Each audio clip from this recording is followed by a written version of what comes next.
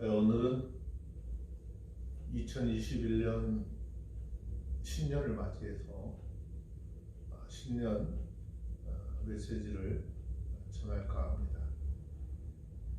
오늘 본문의 말씀은 하나님께서 우리들을 위해서 하신 일들을 기록해 두셨습니다. 하나님께서는 사람을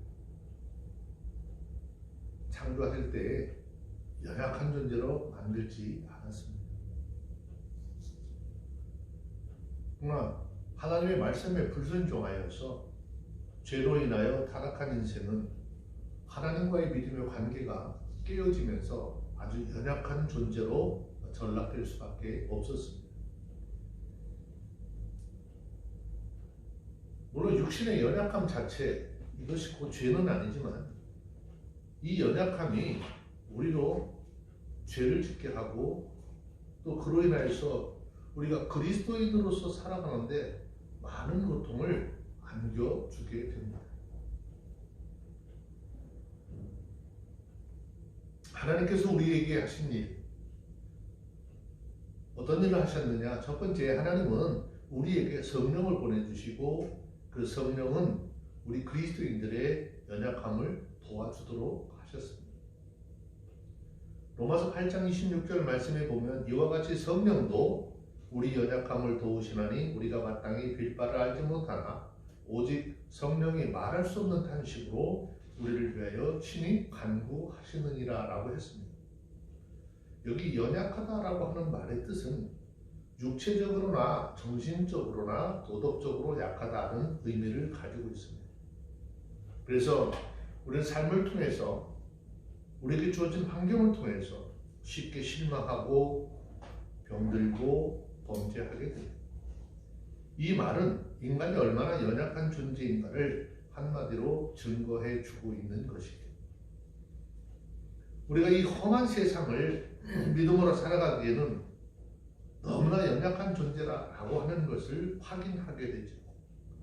자, 이 땅에 많은 사람들은 모두가 자기 나름대로 자신들이 이룰 장래의 그런 계획들을 가지고 그것을 이루고자 세워놓고 그것을 소망하면서 살아갑니다. 세상 사람들은 눈에 보이는 것에 뜻을 세우고 그것을 이루기 위해서 달려가지만 우리 예수 믿는 하나님의 사람들은 그 하나님의 사람들의 소망은 눈에 보이는 현실적인 소망이 아닙니다. 우리의 소망은 천국에 대한 소망입니다. 우리가 소망하는 이 하나님의 나라는 이 세상에서 완성되는 것이 아니라 미래에 그것도 하나님의 나라에서 이루어지게 됩니다. 결국 이 땅에 있는 우리가 왜 연약한 존재인가 라고 하는 것은 우리의 소망은 보이지 않는 상태에 있지만 눈에 보이는 세상의 부귀나 영화나 쾌락은 항상 우리를 유혹하기 때문입니다.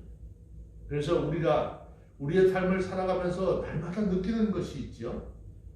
그 날마다 느끼는 것은 우리 모두가 연약하다라고 하는 것입니다.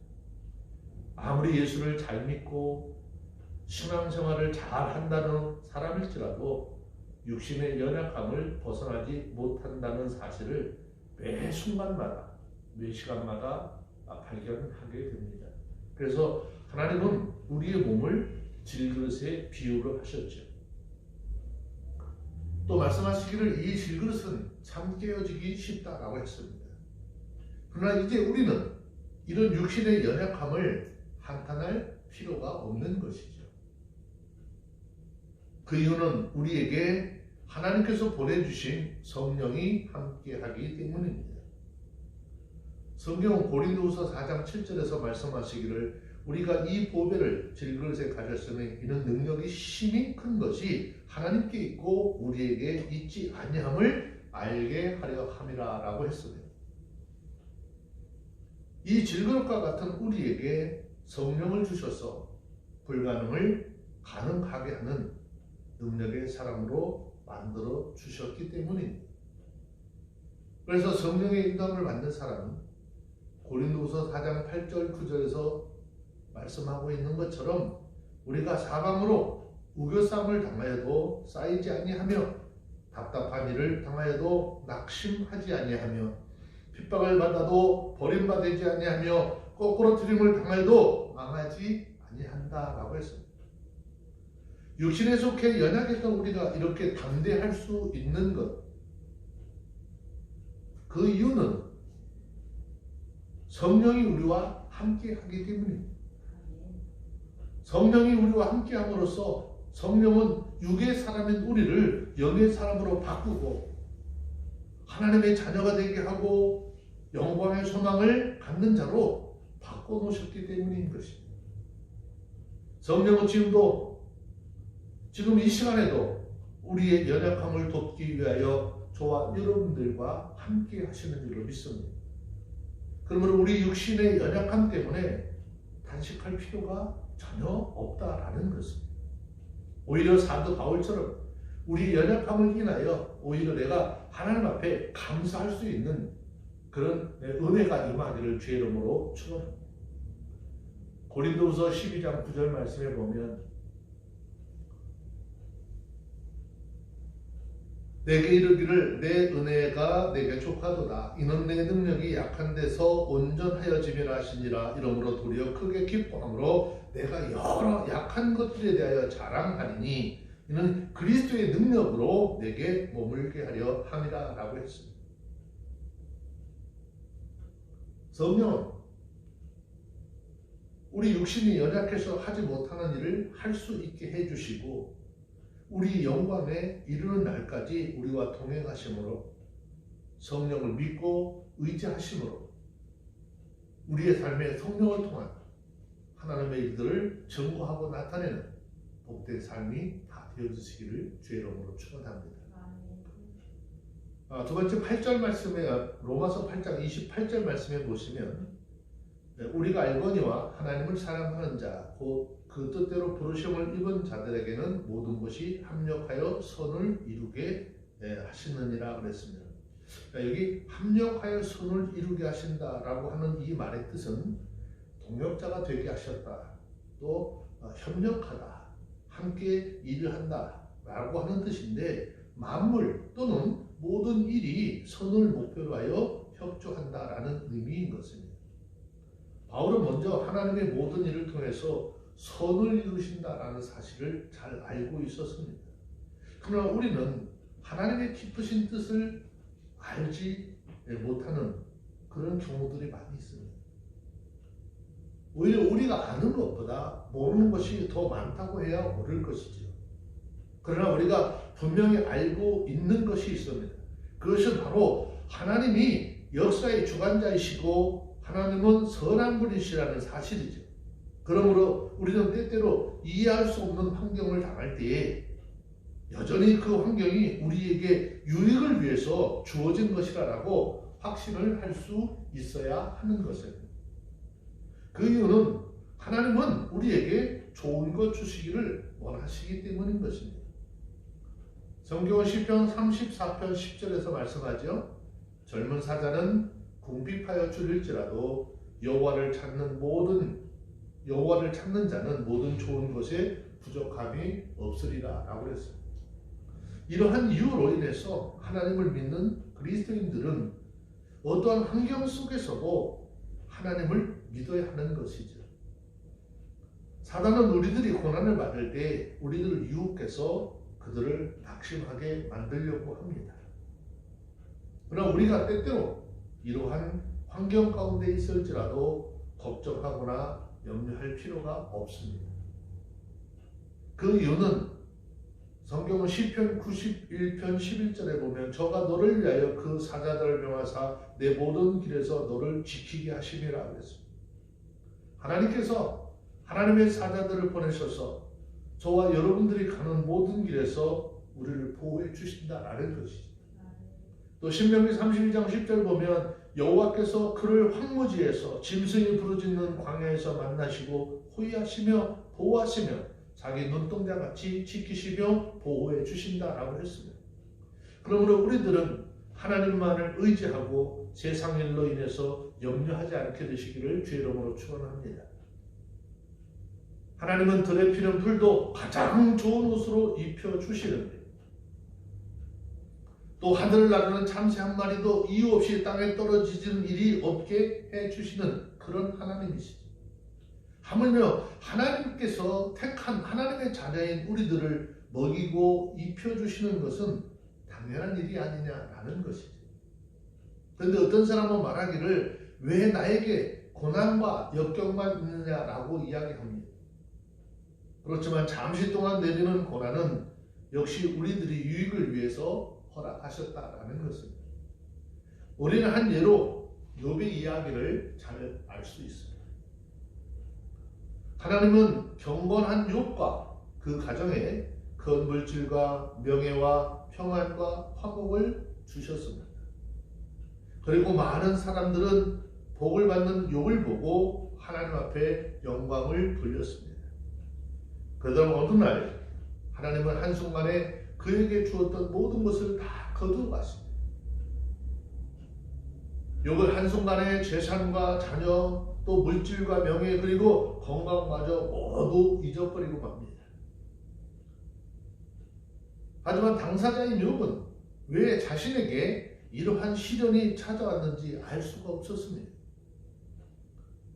그러나 욥은 기나긴 고통 속에서 하나님의 섭리를 깨닫게 됩니다.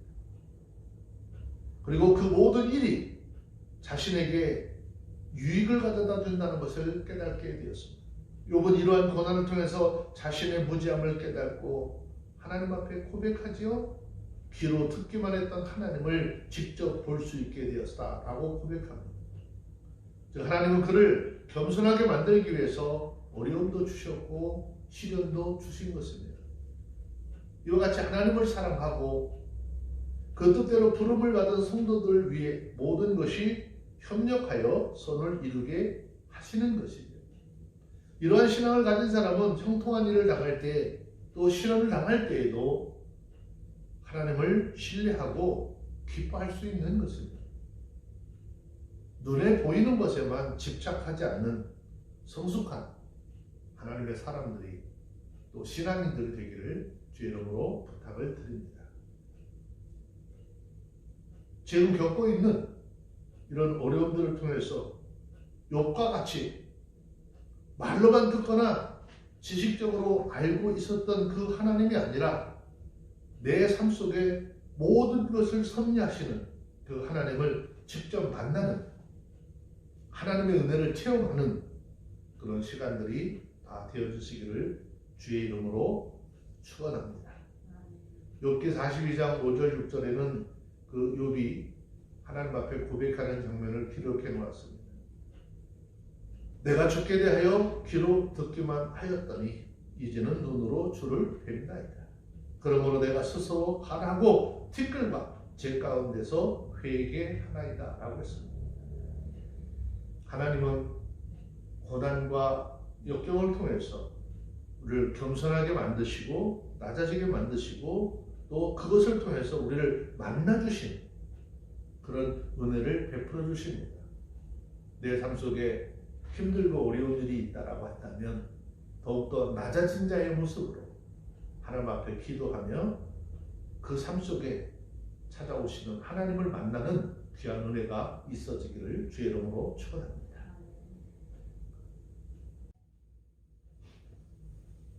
하나님께서 우리에게 행하신 일 세 번째는 예수 그리스도의 형상을 본받게 하셨습니다. 로마서 8장 29절 말씀에 보면 하나님이 미리 아신 자들로 또한 그 아들의 형상을 본받게 하기 위하여 미리 정하셨으니 이는 그로 많은 형제 중에서 맏아들이 되게 하려 하심이라 라고 했습니다.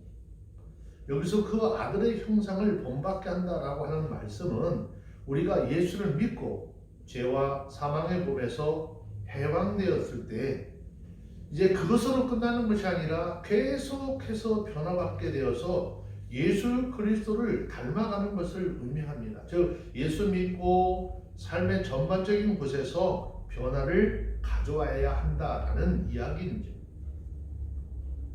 자, 우리들에 대한 하나님의 구원의 계획은 어느 날 갑자기 충동적으로 준비된 것이 아닙니다.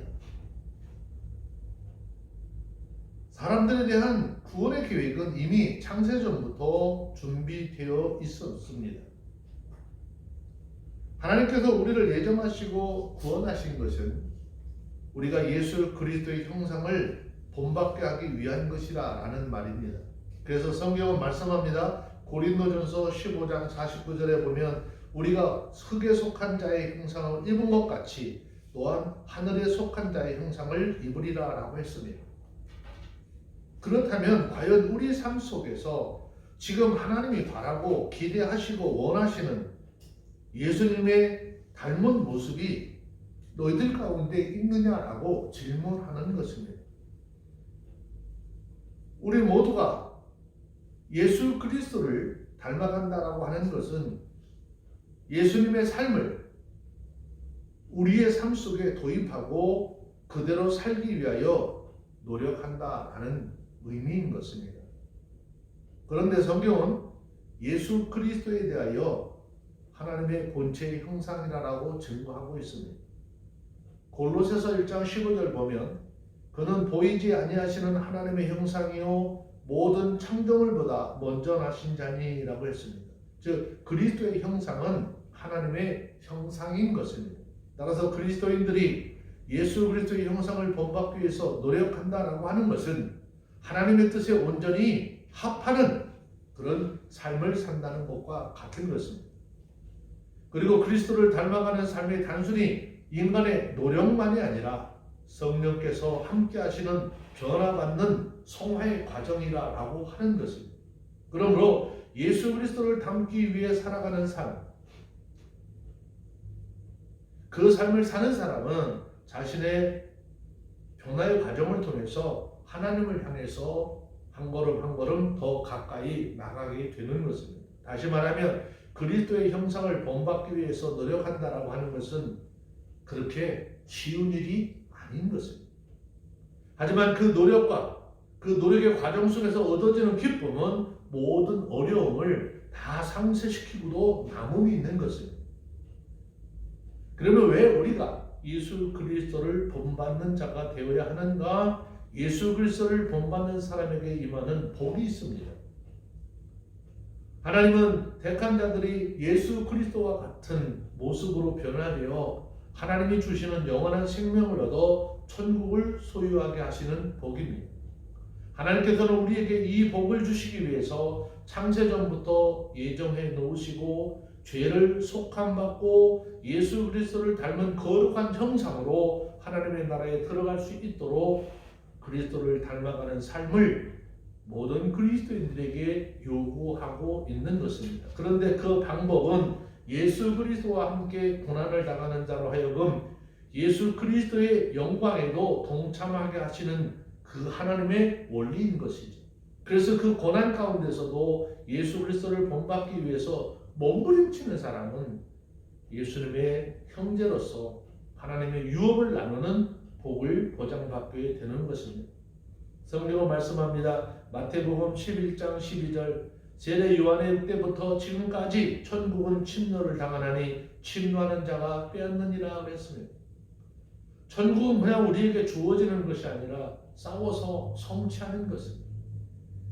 예수 그리스도와 같이 하나님의 영광에 동참하는 것을 목적으로 삼고 그 목적을 위해서 우리 모두가 미리 택정함을 받다는 것이 큰 복인데 우리 모두 이 믿음을 가지시고 담대하게 행하여 범사에 승리하게 되는 복된 삶이 되기를 바랍니다.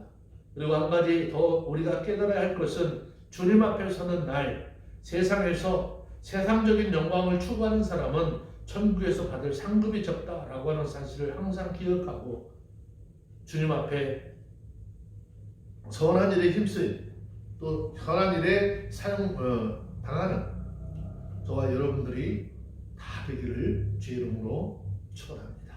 기도하겠습니다. 주님 감사합니다. 우리 모두가 예수 그리스도 안에서 2021년 한 해 주의 말씀을 쫓아 믿음 안에서 주의 형상을 닮아가는 한 해 되게 하시고 합력하여 선을 이루어서 하나님의 선을 이루어가는 하나님의 복된 자녀들의 삶이 될 수 있도록 도와주시고 그 삶을 통해서 하나님 영광 받아 주시기를 소원하며 예수님의 이름으로 기도합니다. 아멘.